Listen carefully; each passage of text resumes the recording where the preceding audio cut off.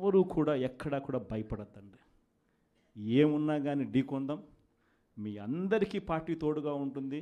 మీ జగనన్న మీకు అందరికీ అండగా ఉంటాడు అన్నమాట చెప్తాను. మన సాగునీటి సంఘం ఎన్నికలు జరిగాయి. అది ఎందుకు ఎన్నికలు జరుపుతారో నాకే తెలియదుందా. ఎన్నికలు జరిగేసరికి ఒక ప్రజాస్వామ్యబద్ధంగా నువ్వు ఎన్నికలు జరిగేట్టుగా అయితే జరపండి ఎన్నికలు.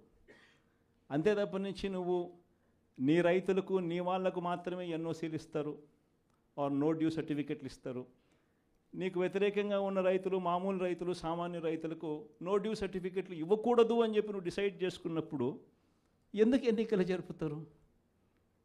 గ్రామ స్థాయిలో ఇవ్వాల్సిన, సచివాలయ స్థాయిలో ఇవ్వాల్సిన విఆర్ఓలు, సచివాలయ స్థాయిలో ఇవ్వాల్సిన నో డ్యూ సర్టిఫికెట్లు సచివాలయ స్థాయిలో ఇవ్వకుండా మండల స్థాయిలోకి వాళ్ళందరినీ తీసుకొని వెళ్ళి ఆ సచివాలయాల్లో ఎవరు విఆర్ఓలు లేకోకుండా మండలాల్లో ఉండేట్టుగా చేసి పోలీసులను కాపలా పెట్టుకొని చేతులు పైకెత్తించి ఎన్నికలంట.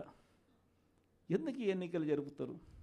అది జరిగించి ఆ రకంగా ఎన్నికలు బుల్డోజ్ చేసి రైతులందరూ సంతోషంగా ఉండారు అని అంటారు. నిజంగా రైతులు సంతోషంగా ఉండారా లేదా అన్నది తెలియాలి అని అంటే ఒక్కసారి రాజీనామాలు చేసి బయటికి రండి. అప్పుడు అర్థమవుతుంది రైతులు సంతోషంగా ఉన్నారా, రైతులు సంతోషంగా లేరా, పెట్టుబడి సహాయం 20,000 ఏమైందని చెప్పి రైతులు అడుగుతూ ఉండేది అర్థమవుతుంది. ఉచిత పంటల బీమా ఏమైందని రైతులు అడుగుతూ ఉండేది అర్థమవుతుంది. ఆర్బీకేలు ఎందుకు సరిగ్గా పనిచేయడం లేదని చెప్పి రైతులు అడుగుతూ ఉన్నది అర్థమవుతుంది. ఇవన్నీ అర్థం కావాలి అని అంటే ప్రజాస్వామ్యబద్ధంగా ఎన్నికలు జరిగితే అర్థమవుతుంది.